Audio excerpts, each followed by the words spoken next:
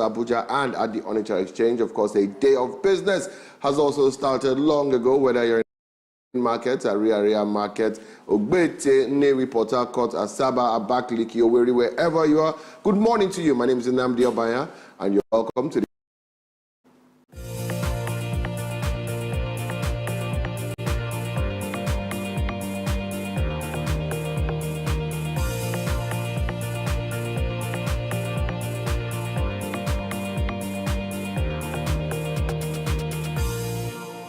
On the business morning, Delta youth protest again about master plan underway. Cash and carry politics, is it here to stay? Plus all the business news from around the region, and of course, as you know, trading on the floor of the Nigerian Exchange is open for the day. The exchange in London opened an hour ago. New York Exchange, of course, is yet to open, while in China, exchange is open 2 a.m. local time. We'll be looking at how the markets closed yesterday on opening bell, as well as news from around the region on the Eastern Business Report. But first, the Afia News Updates.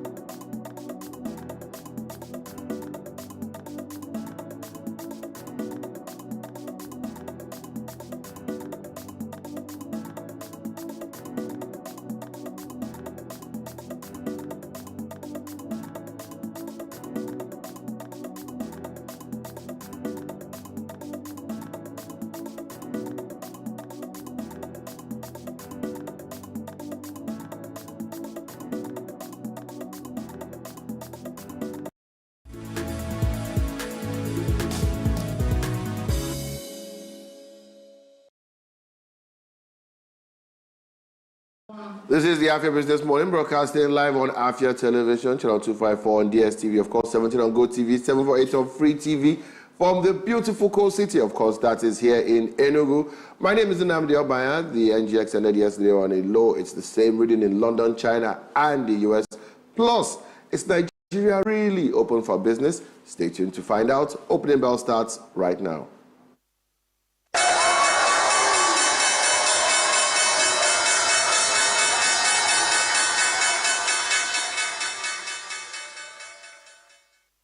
Hello, on the Afia Business Morning. The Nigerian Stock Exchange closed on a low yesterday, and it's the same in London, the US, and China. We'll be looking at how the markets ended, as well as our commodities report. But first, let's take some news stories, beginning with news from the securities market, where we learned that the short-term benchmark interest rate surged in the money market as the Central Bank of Nigeria mopped up liquidity levels in the financial system, as the Apex Bank conducted an open market operation to reduce the amount of free cash flow around the money market, effectively reducing banks' capacity to create credits.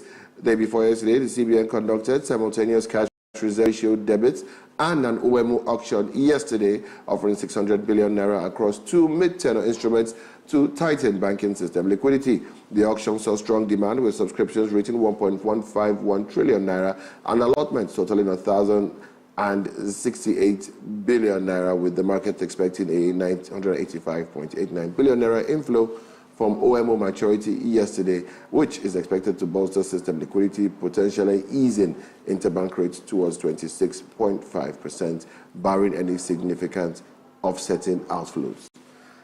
Excuse me. And staying with securities, and the Central Bank of Nigeria is set today to conduct its second Treasury bills auction for the month, ahead of 27.19 billion naira about to mature, with a total offer size of 162.02 billion naira split across 3 maturities. The CBN will open 91-day bills with 22.02 billion naira subscription for the expected cutoff rates, projected to range between 17.84% and 17.94%, while also planning to open 40 billion naira worth of 182-day to maturity for subscription at estimated cut-off rates between 18.44 to 18.54%. At the long end, the auction circular showed that 100 billion naira worth of Nigerian treasury bills with 1-year maturity will be opened for subscription at an expected cut-off rate between 18.84 to 19.04%. And finally, but still in the security market, where we learned that foreign portfolio investors were all out in the international markets for Nigeria's Eurobond, as the National Bureau of Statistics Office reported a slowdown in the consumer price index for the month of May 2025. The Nigerian sovereign Eurobond market recorded strong bullish sentiment driven by robust demand for the November 25, November 27, and September 28 maturities as disinflation boosts sentiment in the international market, with the average yield declining by 25 basis points to 9%, reducing Nigeria's borrowing costs a great deal after it peaked above 11% in the second quarter. On the continent, African Eurobonds rallied as investors' sentiment rebounded sharply, with risk appetite recovering following easing tensions in the Israel-Iran conflict. Okay, let's dive straight onto the floors of our featured exchanges, started on the floor of the Nigerian Stock Exchange, where the GX All-Share Index yesterday closed on a low, dipping by 0.3%, a loss of 348.59 points, to close at 114,910.16 points, a total of 787,305,500 shares, valued at 25,666,691,621 naira and 7 kobo, were traded across 23,170 deals, with equity capitalization of 72,497,000,000, 24,426,813 naira and 20 kobo. Biggest gainers of the day were in Africa, CI, Leasing and M Benefits, which all rose by 10%, while other top gainers were UPL and Deep Cap. On the other hand, Transcorp Power topped the losers list with a decline of 9.98%, while other losers were Owando, Ella Lakes, Omatech, and Custodian Insurance. Straight to the floor of the New York Exchange, where it's in index values across board. The NYC Composite is down by 0.84%, US 100 Index down by 0.77%, Dow Jones Industrial Average down by 0.7%, S&P 500 Index down by 0.84%, FANG and TM Index down by 0.22%, and tech stocks, Nasdaq Composite down by 0.91%, and the Nasdaq 100 is down by 1%. And onto the floor of the London Stock Exchange, where it's also all dips. The FTSE 100 is down by 0.46%, the FTSE 250 down by 0.22%, FTSE 350 is down by 0.43%, and the FTSE All-Share Index is down by 0.43%. Moving on to China and onto the floor of the Shenzhen Exchange, and it's still all dips. The Shenzhen Component Index is down by 0.12%, SZSE Composite also down by 0.12%, while the China Next Index is down by 0.36%. Staying in China, but this time on the floor of the Shanghai Exchange, and it's even more dips across board. SSE Composite down by 0.04%, SSE 50 Index down by 0.04% as well, Star 50 Index down by 0.8%, SSE 180 down by 0.21%, SSE 380 down by 0.2%, and the CSI 300 is down by 0.09%. We'll go on a quick break, and when we come back, we'll be looking at our commodity prices as well as our consumer price watch in the open market, and we'll be asking, is Nigeria really open for business? Opening bell, we'll be right back.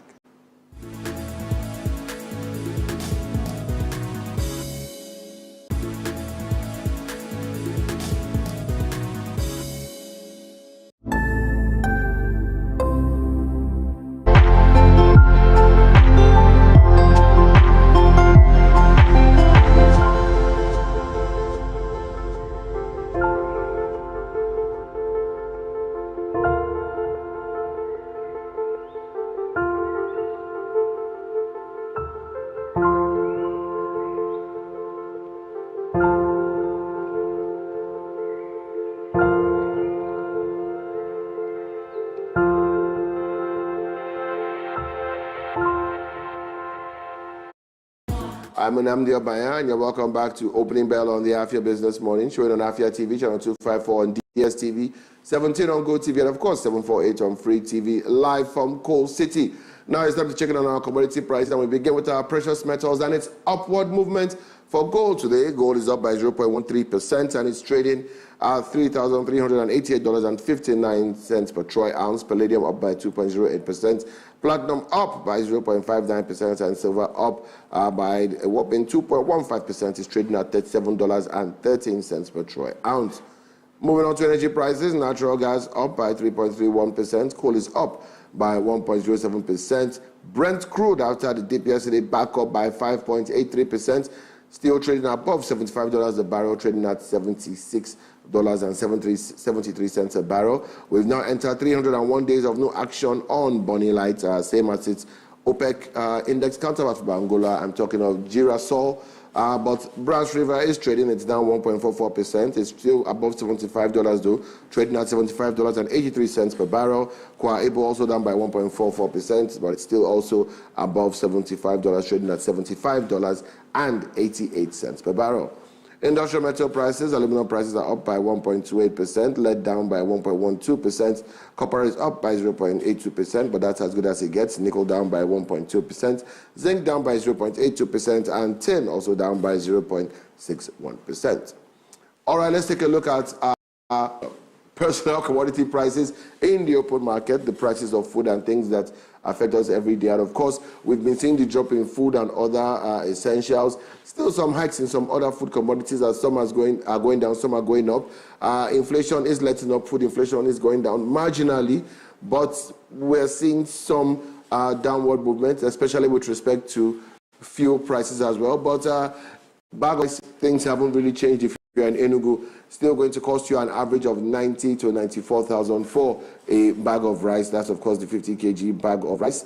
That will still cost you between 94,000. The 4-liter basin going for between 10 to 15,000. Enugu on the high side for cost of rice. Lagos, one of the cheapest places to get rice. Abuja too, also cheap in the 60, 70,000 naira range. Though there are places that are, well, reportedly below 60,000, some hitting the late 50,000s. All right, moving on to prices of beans. A bag still going for 65,000 naira. A bit of consistency in beans prices. The 4-liter basin, or one pinter, as people like to call it, going for about 6,000, even though prices in places like Lagos are marginally lower. Going on to Gary, price of a bag of Gary, anywhere from 80 to 90,000. Price of Gary refusing to abate. The 4-liter basin has come down in some places to 2,005, 2,800. But most places still doing about 3,000, 3,005. But it has come down from the 5,000, as high as 5,000, which we were seeing at some point. Prices of tuber of yams still around between 4,000 to 6,000. Places like Enugu are much more expensive. Anambra marginally lower. Abuja much lower. Prices for plantains, bunch of plantain price affected directly by proximity to farm settlements, agrarian communities. Anywhere to 12,000 major cities, Lagos, Abuja, Enugu, with much higher prices than places like Nsukka and other places where there are accessible farmlands. Cooking oil prices, still no changes there. 5 liters of palm oil still going for about 10,000 to about 12,500, with Lagos being on the higher end. 25 liters going for about 50,000, but Lagos are substantially higher in the open market in Lagos to purchase palm oil. Groundnut oil going for between 15,000 and 18,000 for 5 liters. 25 liters going for between 40,000 to 60,000 in places like Lagos and Enugu on the higher end of the scale. Vegetable oil, mirror of groundnut oil, again places like Enugu, Lagos having much higher prices, and Southeast one of the more expensive places to buy groundnut oil. Fuel prices, and fuel going for between 900 to 930 in Enugu, between 900 to 950 in the Southeast. A lot of places selling between 900 and 910. Lagos, Abuja, Lagos between 875 and 900. Abuja between 910 950. Diesel prices between 1,150 to 1,250, 300 in the Southeast. Between 992 and 1,050 in Lagos and Abuja. Kerosene prices, some consistency around the country, between 1,000 and 1,150.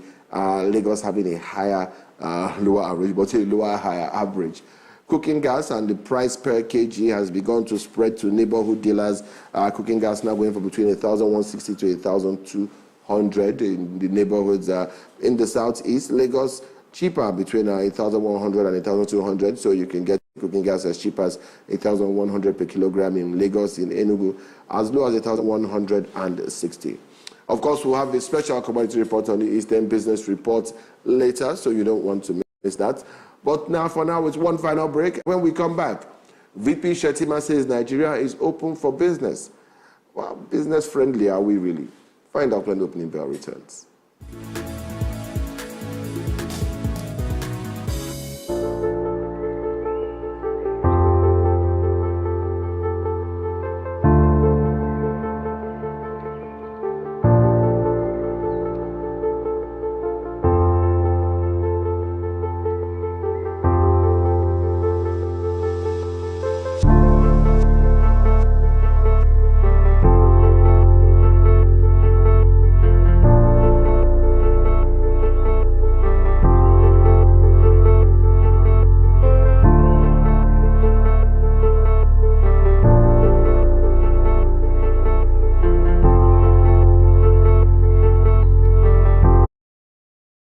You're still on the Afia Business Morning. Back to opening bell on Afia channel 254 DSTV. Of course, 17 on GoTV and 748 on Free TV. I'm Nnamdi Obaya, if you missed that. Now, Nigeria is blessed with mineral resources, teeming population, arable and fertile land, but always seems to have economic strife and also finds it hard to attract quality foreign investment. Now, apparently, we are ready for business. Or are we? Let's get into it.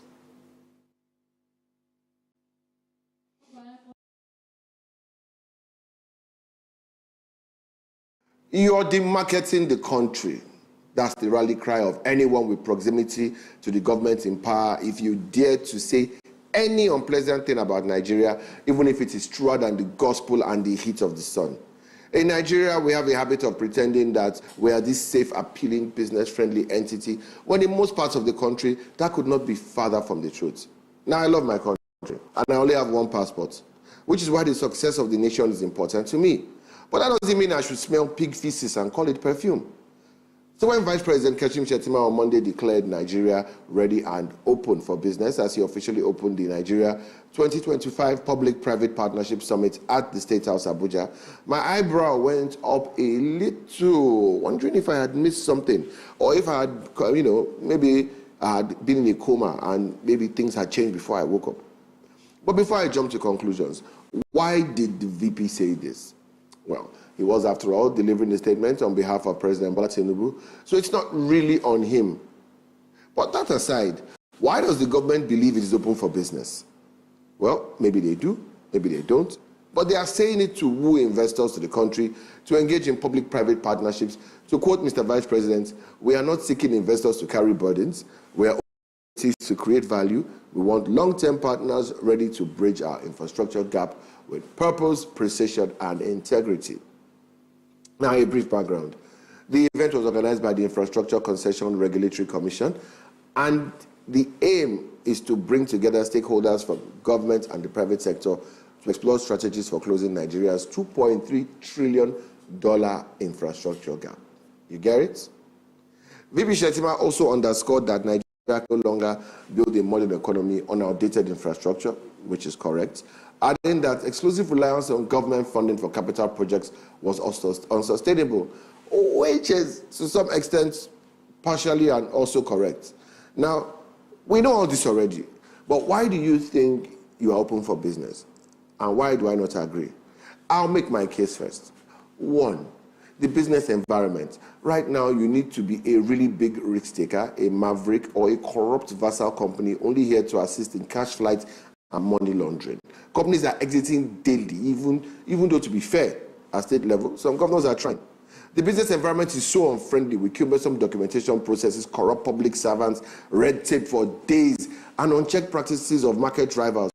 Or do we talk about our currency that is moving mad, that can flip in value overnight and render purchases for sale useless, or put the cost of imports out of reach of a business? Or is it the price of fuel, diesel, for energy? Two, security. Right now, Nigeria has how many theaters of war?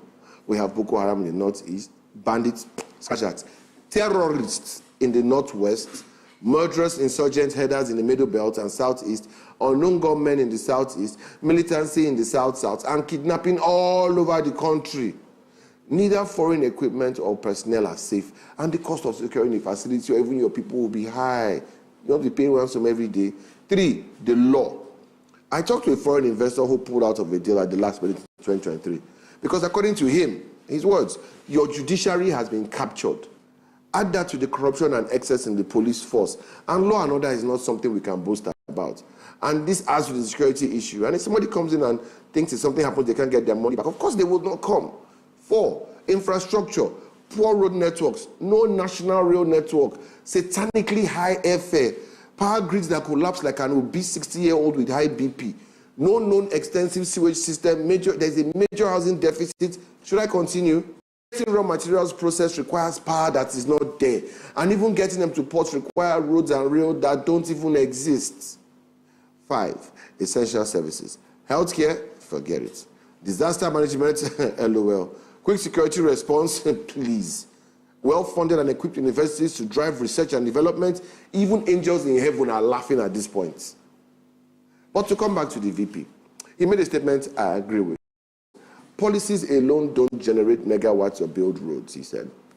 What we need is collective action.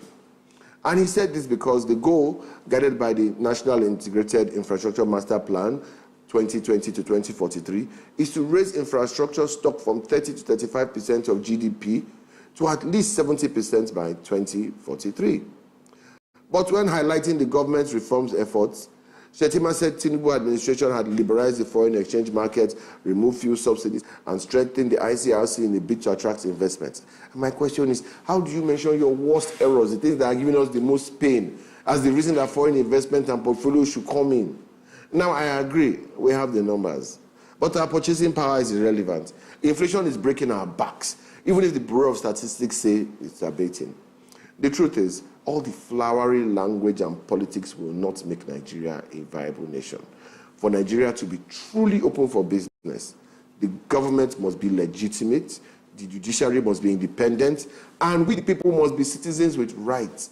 Anything else is for policy papers that will die on the pages of global business journals. I've made my case. Over to you, government, and I'll leave it at that.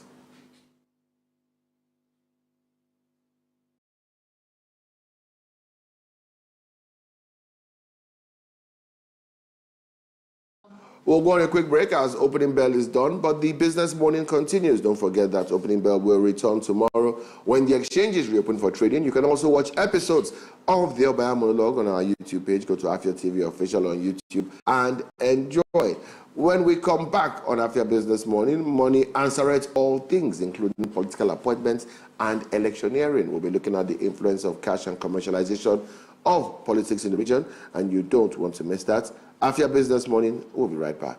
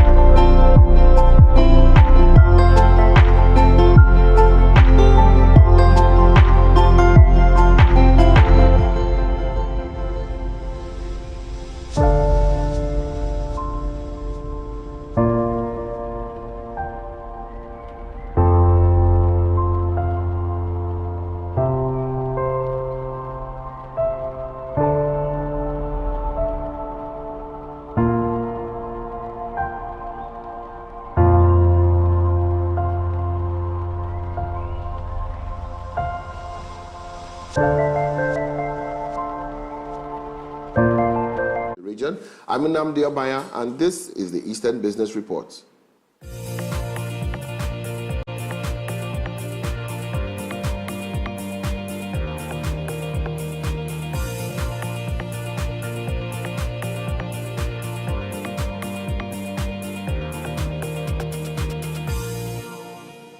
This is the Eastern Business Report, where we look at the business ecosystem in the Eastern region, and today we'll be talking about the commercialization of politics in Nigeria. But first, some regional news beginning in Afia, where the Afia state government says it will soon launch a 25-year Greater Aba Master Plan, a comprehensive long-term blueprint designed to guide the development and transformation of the commercial city. This was disclosed by the State Commissioner for Information, Noke Kanu, while briefing reporters at the Government House, Umuahia, on the outcome of the State Executive Council meeting, where he also described the initiative as a product of collaboration between the Greater Aba Development Community Authority and the United Nations Human Settlements Program.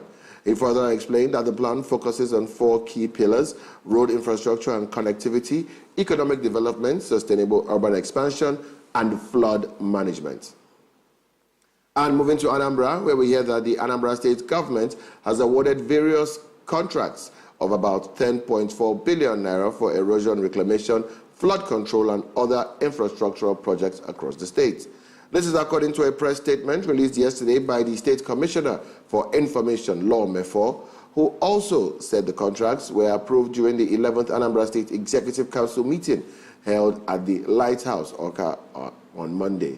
Mefor stated that other key decisions taken at the meeting include social reformation, where the council reiterated its intention to start the Anambra Rebirth Program, a project aimed at changing behaviors to restore the Igbo values of integrity and hard work.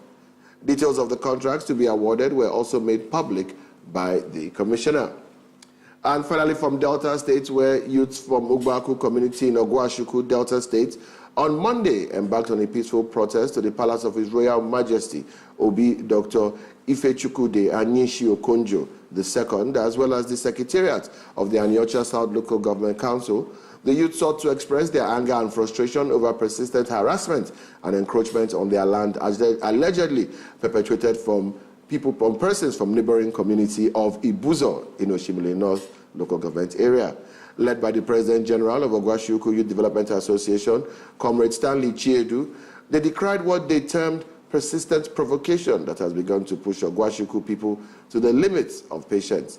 They lamented the unabating spate of land-grabbing activities by certain individuals from neighboring Ibuzo community, claiming the intruders had repeatedly trespassed on Ogwashuku farmlands, viciously chasing away even elderly men and women, thereby denying them access to their ancestral land for subsistence farming. Addressing the protesters at the palace on behalf of His Royal Majesty, the palace secretary, Prince Ife Kanachuku Emodi, commended the youths for their peaceful posture and for not resorting to violence in the face of persistent provocation. He acknowledged the pains and distress being caused by the illegal activities of the land invaders and assured the protesters that the Obi of Ogwashuku was actively pursuing justice over the matter through appropriate and lawful means. We'll go on a quick break, and when we come back, we'll be taking a special commodity report from Nsukka and talking about the cash influence and commercialization of politics in Nigeria with Afia Head of News, Alex Ogbodo. And trust me, you don't want to miss that. The Eastern Business Report returns shortly.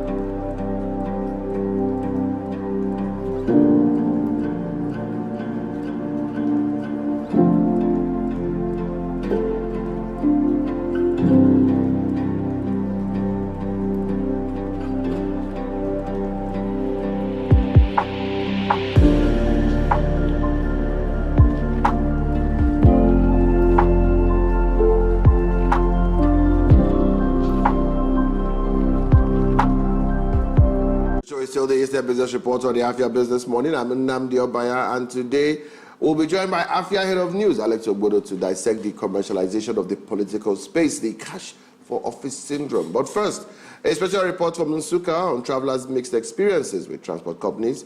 Now, road transportation is a lifeline for Nsukka, connecting the town to the rest of Nigeria. It also sits on a major hub. But for many travelers, journeys can be fraught with challenges, from concerns about safety and comfort to issues with pricing and customer service. Experiences vary widely. Afia TV's correspondent Elijah Akuma now reports.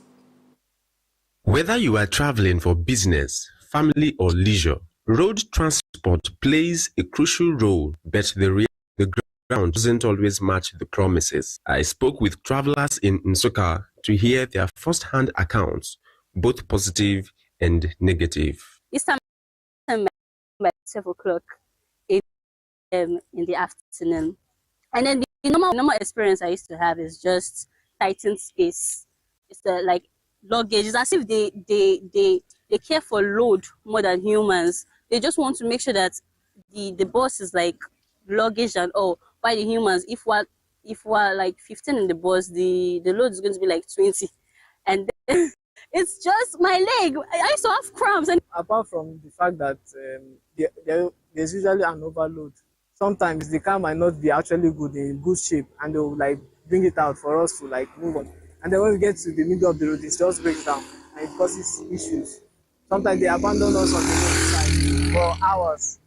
Then after spending so much time, they'll now come back with one excuse or another sometimes. And if you're lucky enough, they'll bring a new bus, and then we'll continue the journey. My experience particularly, whenever I join any of these transport companies, the problem is that the moment you enter the vehicle, they will pack loads and sandwich you.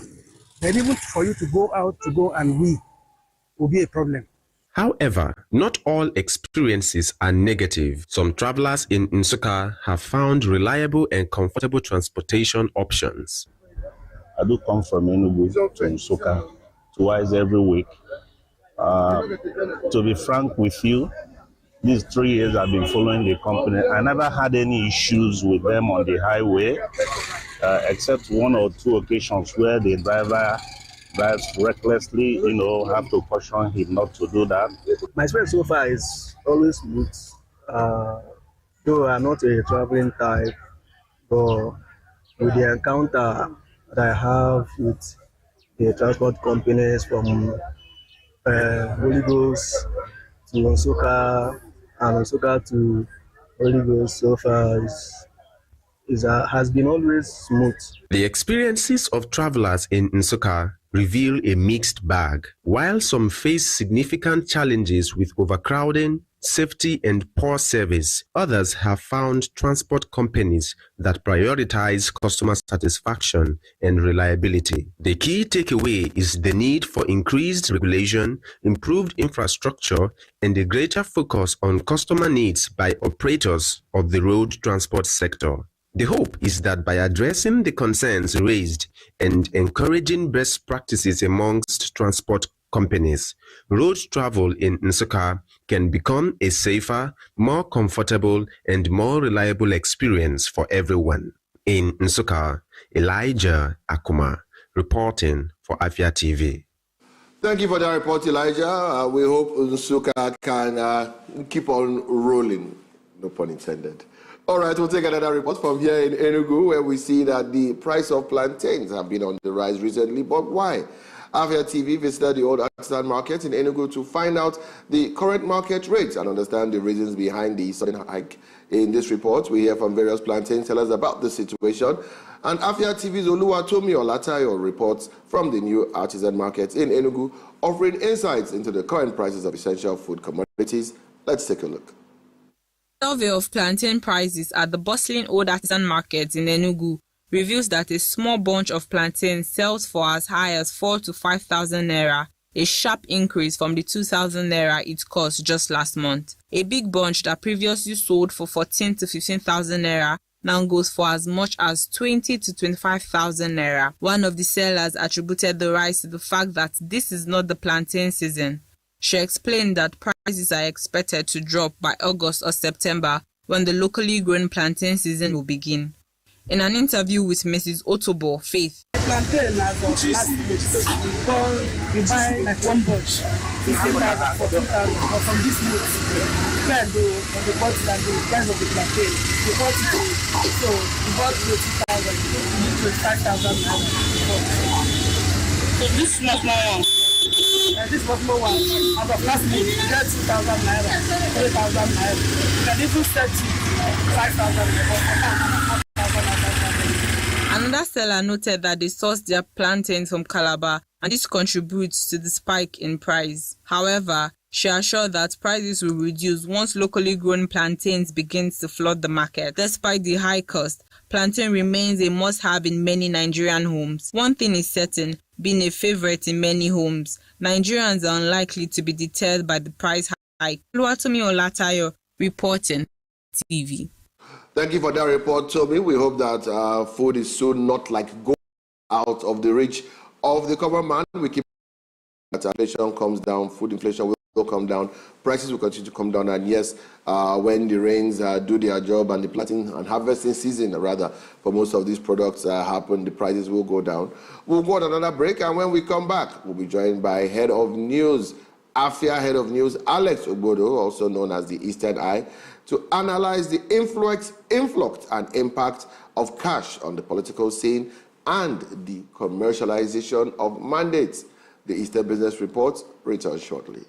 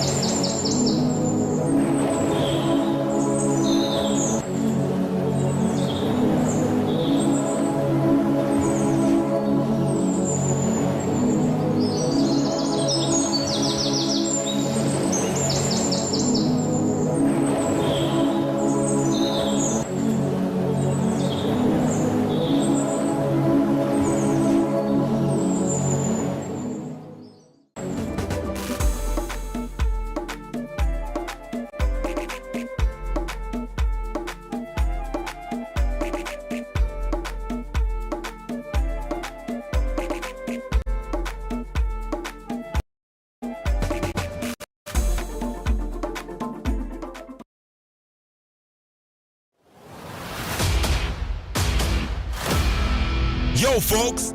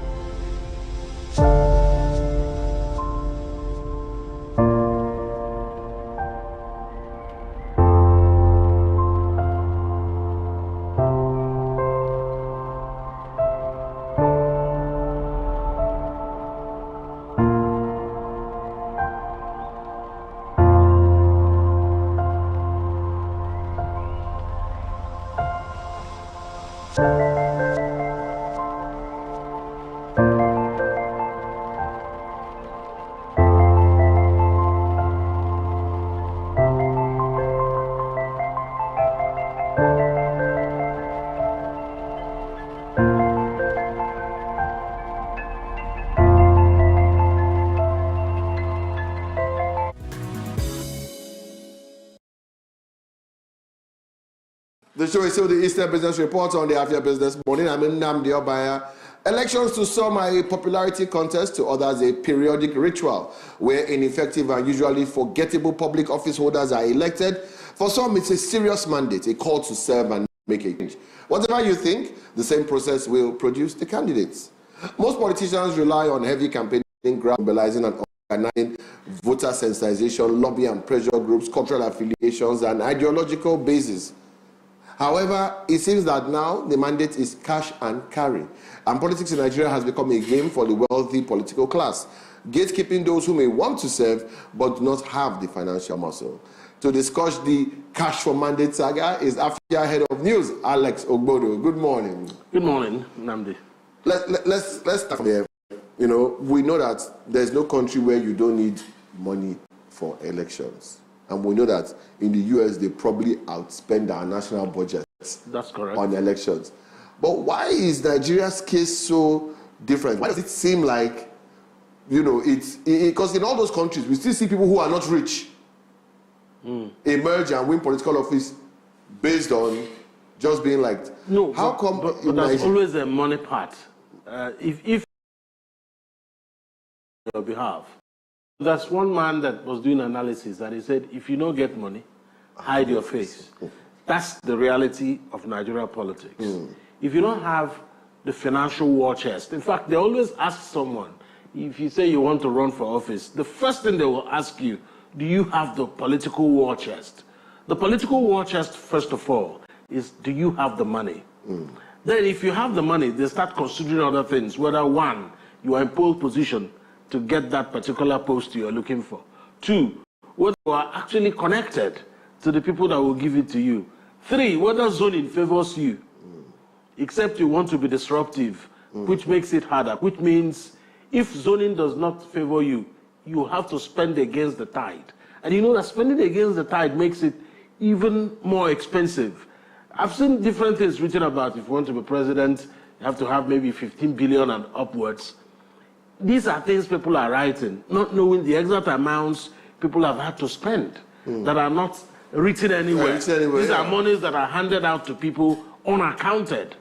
Because these monies, there's nothing of the amount you spend the presidential election, local government election, governorship elections. People are just making estimates based on what they think. But the sheer amount of money that is spent on elections in Nigeria is mind-boggling. In fact, you can't, I don't want to say that the ear has not heard or mind have no, but we have an idea, but we don't know the exact amount. So, but there are different factors that determine how much you spend. I mean, if you are spending in the southeast, we know that Anambra and the Imo spend the money in elections from available records, because these are places you find people with money. In fact, Anambra outspends everyone in the southeast in terms of how much that can come on board. You see, an individual who can challenge the government in spending. In fact, they even say it, government because many of them are seeing money and they are ready to spend. And that's why anybody who wants to be governor in Anambra is always trying to make sure his game is tight. You can see how Soludo is getting. Because Soludo knows that there are billionaires that can... I mean, you look at Anambra and Nnewi can finance an election on its own. Onitsha can finance election on its own. You know, you have Oka people, you have Enugu people, Enugu people, and then you have the other pockets. You know, you have the Obi Jacksons in Okija, in Ihiala local government, in Orifite, you have the Emekas of Force. There are people in all corners all over Anambra State. And you now have to wonder, if this is the case, if so much money is spent on elections, what are people expecting after the elections? Because if you tell me you want to run for House of Representatives representing maybe Nkanu East-West Federal Constituency, and I give you 100 million naira as my contribution, I'm expecting that when you are attracting federal contracts, I expect my name to be number one on the list. So we see that in foreign countries, it's never a direct cash and carry. The contributors are people who share your ideology and know that when you get in office, you will bring policies that is good for their business. Yeah. But in Nigeria, it's a direct exchange of service. I give you money, you give me contracts. Well, you know, but in some cases, they also make policies that favor their friends. So it depends on who's the president or who's the governor, and depending on the kind of agreements you've had with the person. So, but clearly now, if you're going to run for governor, there are factors that will also determine how much you will spend. So if you're a product of a godfather, it's a different ball game altogether. Because if a godfather is presenting you, well, he might have an amount in mind. He will have funded your election, but he's not asking you for a fee in return, straight up. He's expecting, just like you've mentioned, just make the policies necessary for me to get robust contracts. So there is no fee, there's no fee in the amount. But you see, there's a difference there. No, I'm coming. Making a policy like I can say, okay, we're going to make sure that we're reducing imports so that your local business thrives. No, it's different from me giving you the contract to build. Yeah, naturally, you give the person a contract. So the thing is, if someone comes up from maybe the incumbent governor doing just that this is the guy, and just gives it to him, because it's not in all cases that you hear rumors that a ticket was bought. At least in Enugu, I think there was just one. We're almost sure money did not. So in that case, the person emerges and then starts working. The only thing is that, okay, maybe you fall out with your godfather, and that ends because that godfather was a former governor. So that one ended. But then, if it's time for that governor to hand over, and there's a lot of transactions even from third parties who transacted, and maybe someone emerges as governorship candidate, and there's a rumor that a certain amount was paid. So if we have come to that point, then that one is just for the ticket. It's not for campaign. And because that's an aspect that people are not even looking at. Yes. Just for you to be anointed, to be picked by the party. You pay that amount. You're still going.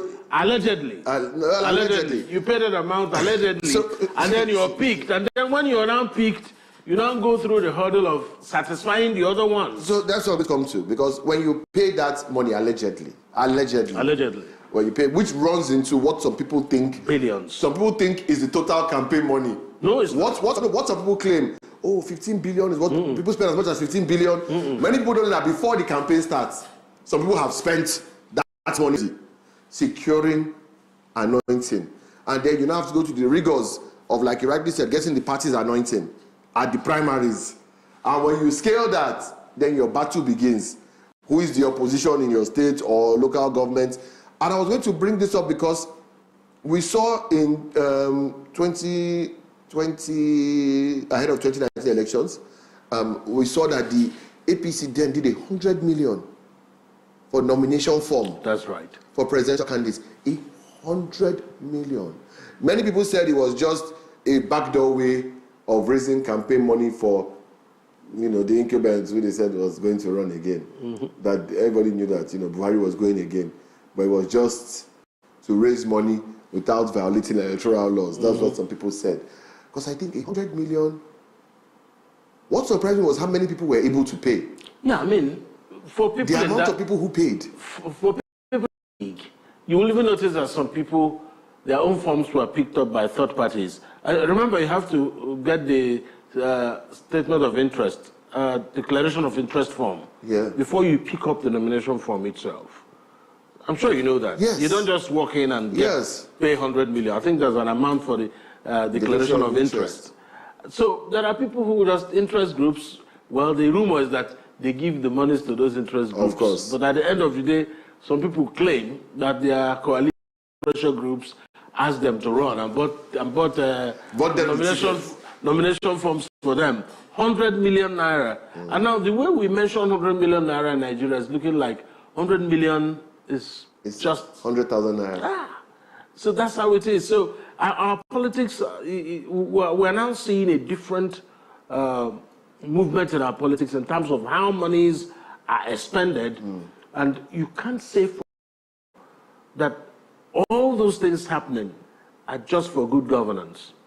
It's basically for individuals to get to the position they crave. And it doesn't guarantee good governance. It doesn't guarantee performance by those involved. And that's where it hurts, really. Because everybody's looking at, if you have the money, you can get it. But nobody's looking at whether the person bandying the money can get the job done. And that's the thing. It's like a business investment. If I'm going to spend billions of naira to enter office, I expect to recoup my funds. That's right. Recoup the funds of all those who spent with me. Settle those who worked for us so that they'll work for us again. And by the time all that is done, your national budget has been halved. Yeah, so that's where there's a problem, because you find out after elections, or before elections, promises are made. After elections, you're waiting for those promises to be fulfilled. Yeah. You will see that government will say they are doing some things, that are doing that, but you're looking at those projects, they are not impacting anyone. Because they are maybe intently looking at satisfying those people who contributed monies to put them there. So the priority is thwarted from day one, because that's what you get when there's a transactional process in throwing in a leader. So once it's transactional, what you get is that they will first of all satisfy all those who contributed in one way or the other in putting them there. Because you recall that during about when Tinubu's government was getting to its first year, you saw lots of APC members complaining that they were sidelined. Yes. That after bringing him to power, he's appointing people from another party. Because that was the major argument that ensued, that people that they don't know are now in the cabinet. I think that was Senator Ali Ndume, who said we're not letting them get close to the president. Yeah, so not letting them get close to the president. I don't know what you would need from the president, especially for somebody that is a senator. Yeah. What would a senator need from the president? If not that you need your own niceties. Because as a senator, He's fine. He's supposed to be fine. But you find out that the man you referenced is on record to have complained more than every other person who is in the Senate against the president. At a point, he complained about movement of some units or departments of the CBN to Lagos. Yes. He complained, and it came out that his daughter or children were working in CBN. That's how we found out. We didn't know before. Because he complained and complained. They said, okay, you are complaining, but you didn't tell anybody that your children are working in CBN. So he's fine. These guys are fine. They are fine.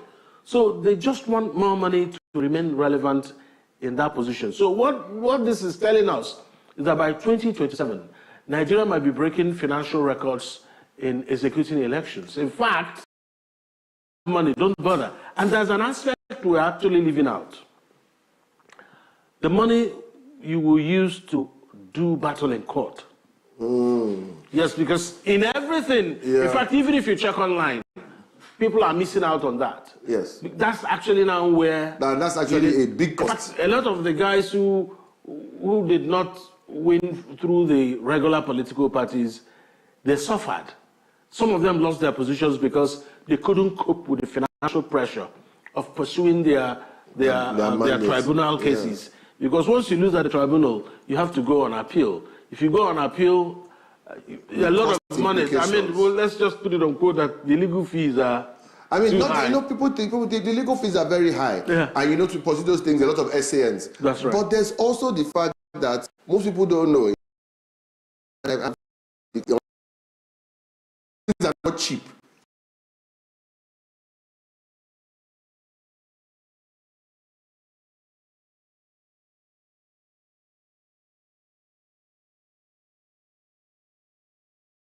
Your lawyer's fees aside. So yes, I think you're very right. The pursuing of the mandate in court is the cost people don't. Now, you start doing battle in court even before you get into the position. Because a lot of people who became governor today, even for President Tinubu today, people started taking him to court to try this and to try that. Of course, all this. So if you don't have money, you might exhaust yourself even before the election. At the primary levels, the other candidates there. Yeah. We saw that in Enugu. That's right. Peter Mbah was in court before the election. Yeah. In fact, he remained in court even after. Yeah. So just imagine for a second he didn't have the war chest, as we call it. He would have fallen off. And for a lot of the people who will emerge as governors in 2027, there will still be a lot of court cases. Yeah. And so now, except maybe if the case that they want to pick on is already settled at the highest level, they won't pick on that again. Don't give them any dark spots to put a spotlight on. They won't. But if they will lash onto that and drag you around. People will want to make sure that they test the depth of your pocket. There's another cost we're even talking about we're not mentioning. Because these people that are bringing these accusations against you and taking you to court, they're spending money in the media. That's right. And they're spending money to even try you in court. So there's still a lot of things. If we were to do this, I want us to try and do something. Let's take a politician and let us call him, let's give him any name. Let's call him Samuel. Samuel wants to be a House of Rep member. Now, depending on your party, depending on your state, between your declaration of interest and nomination, you will spend anything from 24 to 50 million naira for House of Rep, local government. By the time you get to senator, governor, it's 50 million and up. You're not, nobody's playing with you. Nobody's even answering you. I heard even councillor can be as high as 10, 15 million for councillor. Well, while that may not be correct, because a lot of the councillors... I said as high as, like I said. Yes. Like I said, it depends on your party and the state you are in. Yeah, it depends on your party. And just like I said, the amount that will be spent is dependent on whose forces behind you. So the party will have an agreed price. Yeah, if you are emerging against the tide, you will spend more. But if you are emerging as someone they just led by the hand and brought, that's a different thing. They will have covered all those for you. No, but I'm just saying, let's not even say who is spending. I'm just saying the cost implication.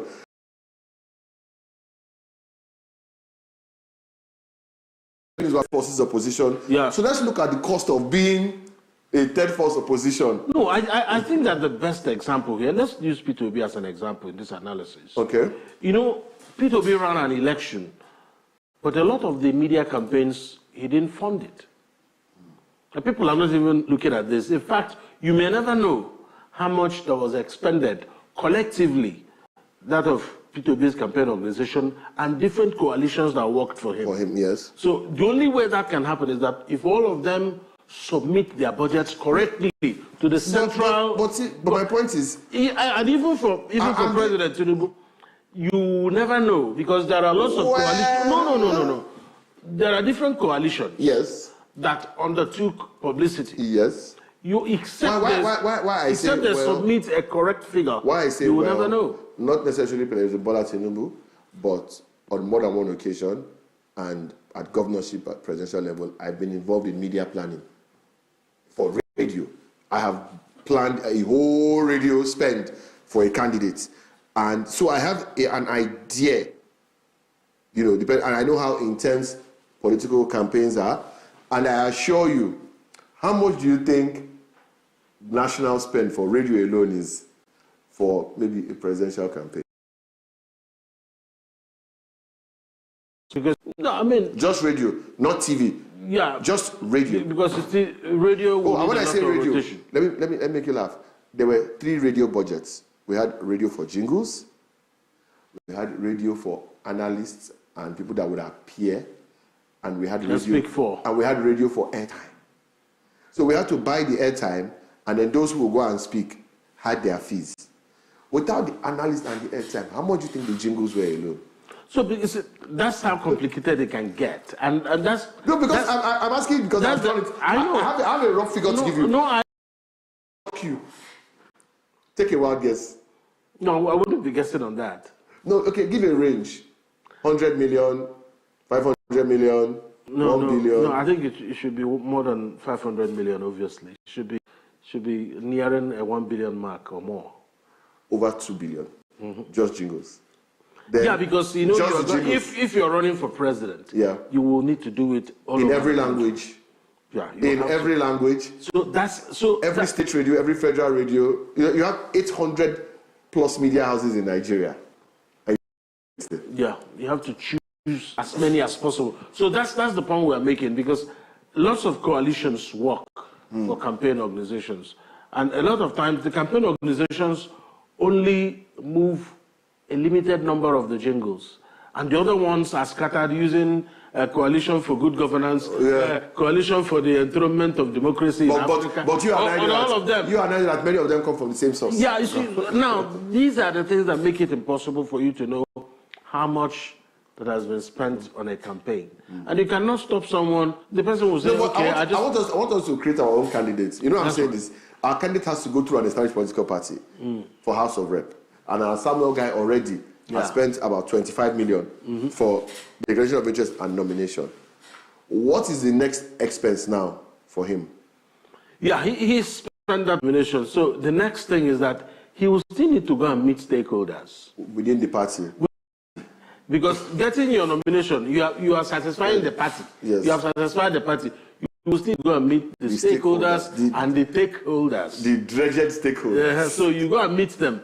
And depending on the stakeholder, the size of cola you use to go and meet the stakeholder is dependent on the stature. On the stature and the... So again, the amount is not fixed. So after you have met, but let's give an estimate. After you have met the stakeholder, we now have the campaigning. That's right. For primaries. Internal campaigning. First of all, you have to create your campaign organization and select a DG. And remember, many cases... No, I meant within, we've not done within the party secure the primary first. We've not even started, we've not entered the campaign yet. Okay. You know, we've just met stakeholders. We don't want to do the primary. There is a cost for campaigning. Because after stakeholders and takeholders, we have delegates. Our beloved delegates. Well, the delegates. They too have to be wine down. You have to, there has to be something. Something will have to fall on something. Other men are kissing like the Igbos will say. So when you go through these processes, you understand why some people, when they do it and do it and do it, you now see a very lengthy message on Facebook, Twitter, Instagram, and other social media outlets. But having followed through this process for some time now, I have come to the realization that this is not how to further our democracy. The person will pull out because either one, the person is mentally exhausted, is politically, or is financially finished. He doesn't have money. Remember, many of them borrow to undertake this election. And I know there's a third part of it which, if it seems that you are not financially able, but you seem to be raising some things, that's right. Somebody else will absorb you from the back into his own coalition. That's correct. With the grounds that for your losses. Yeah. I mean, that's why you see them make those statements I was explaining. They pull out of the race and say we have folded our structure and collapse it into somebody else's structure because their structure best identifies with our vision for a new Nigeria. So how do you explain a person like Alex Otti pulling off what he pulled off in Abia State when there was a long line coming from Oji Okalu to Oji to Okezie Ikpeazu that had built a structure recently in Abia? Recently he was interviewed and he was asked, how are you raising these monies? And he just responded with a line. So remember, I come from the banking system and I operated at the very top. So if an Alex Otti needs money, he knows where to get it.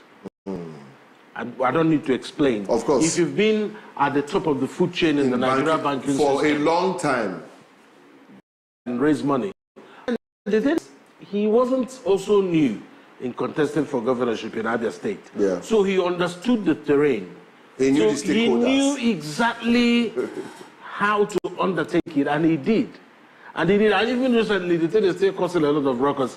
I recall that Okezie Ikpeazu was saying the other day that Abia State did not start in 2023. Yes, that he started the building of Aba. So the point is, if you did well, are you supposed to be explaining? We would know. You are not supposed to. Other people will be doing the explaining for you. Yeah. So if you are talking about done, it will be there.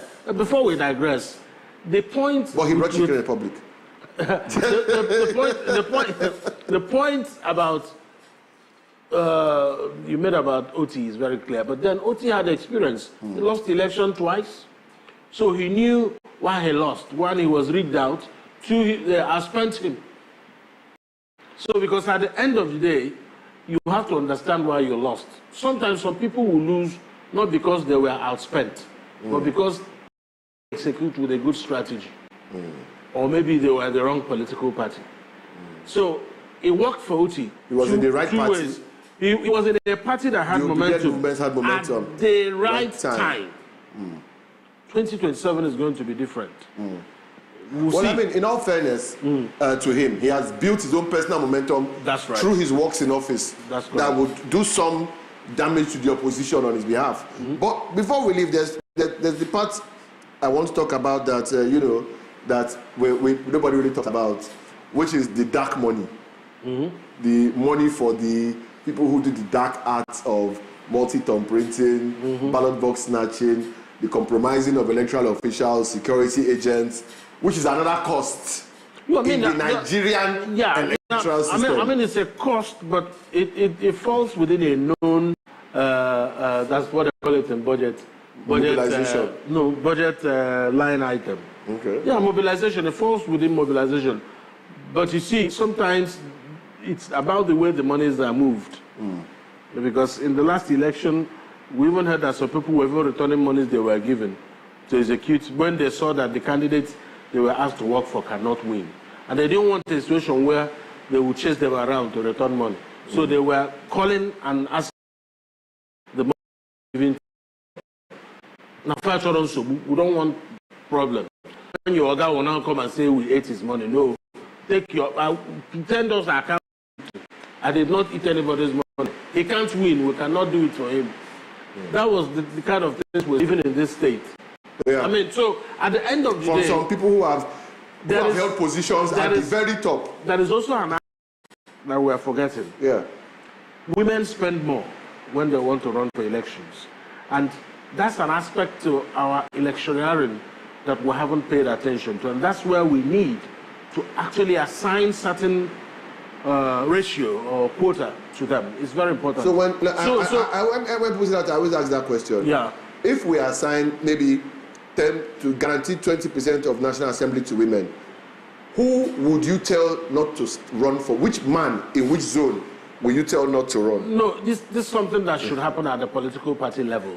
My point because is, you already know at the primary, yes. If we are saying in Enugu State, for instance, who would you tell? Which senatorial district would you tell that no man should run to guarantee a woman emerges as senator in that zone? Well, in House of Rep, which constituency would you say that men should not run? And that's what I always say. The point quotas issues. Yes, but the point still needs to be made. If a woman is supposed to run for Senate or House of Reps, the demands that will be made of her will not be the same than that of the man. Could it be because, and I say this with all honesty, I've had this argument to women before, whether the right way or the wrong way, a lot of men start politics from they are the boy of the god. Yeah. Even the Senate president today knows when he was serving Obongata food. Everybody knows. Wike knows when he couldn't enter the presence of Odili. Everybody knows the point where they were down, and we can trace the career of most politicians. I think what irks a lot of the established politicians is want to enter at the top. That's right. Well, I think that's a very good talking point. But when you see a few of them who are market leaders coming up, look at Mama Bakassi, unshakable. We saw her from the bottom, and when she got to the top, you couldn't get her party to bring anybody against her. That's correct. So when we see the women who come through the system, I think if we don't do quotas and we let women organically come through the system, but that's where there's a problem. But if they lack interest at the bottom, if your husband wouldn't allow you to attend party meetings, because a lot of those meetings are held at night. Yes. And if you can't work in the mine, why should you be the mining director? You know, if you don't like what's in the mine, why should you be the head of the mine? The politicians who have been in the mine will always respect their own, who they know from the trenches. If you and I have been going at loggerheads in local government level, and when we see each other in Abuja, the Eastern Eye, the evils of man, and we laugh. Because we know even when we were at the bottom, scrapping it out. You know, at least with this guy, you don't That's take. why when you see them, when they get to the top, it's easy for them to come together and share money. That's right. Because like we have earned it. I remember when we shot at you and you shot at us. The other thing is that the resentment women are getting is that they are not patient to build up. To build the way they just want to come and take it merely because they are women. They are women, yes. So I mean, but what needs to be done? Maybe the women need to also listen. That this is time for them to join the process. You see it from the university. Once in a while, I see changes. But at university level, sometimes we see female student union leader. But usually, you check treasurer, FinSec. That's where you find the girls. VP. And you check why. Because of campaigning, even in school. The guys that are there started from course rep in year one. Yeah, that's correct. They've been hustling. Yeah. They started building their career and getting noticed. Also, then they've had other people. I worked as a campaign director, a very successful campaign director for a student union president, social sec, departmental and faculty presidents. I was quite successful in Uniland. But I see this, and I see that even when unfortunately I did an upset once that a very well-known female who was meant to win, I produced an upset nobody saw against her. And it was because as the people that were building, the person I was told to work for, to run his campaign, the person who told me to run his campaign had helped me mobilize on another campaign. So you see, his campaign, these favors, that's what it is. Those handshakes across the room. Yeah, I mean, you just need it. It's a web of confusion sometimes. Yes. Because you arrive and you notice that your opponent, like you shouldn't be fighting with your opponent. That this is about interest. Yes. So, but at the end of the day, for you to win elections in Nigeria, you don't just need money. You need a lot of money. And where would that money come from? Alex, the son of Hyacinth, knowest not. Well, that's a good way to leave it because, I agree that unless a top financial person, unless you spent years in government or somewhere where a lot of money has been, running elections in Nigeria is ridiculously expensive. Thank you so much, Alex, for being here this morning. Of course, you can catch Alex Obodo on the Eastern Eye Monday to Friday on 254 DM. Of course, 748 on Free TV. The Eastern Eye comes up every evening. But that's all we can take on the Eastern Business Report. Business morning is not yet over. Ifunaya Ndule, Market Pekin, is waiting to take you to meet the traders, see the products, how market comes up right after this. So till tomorrow morning, when business hours open, I am Namdia Baya saying have a profitable business day.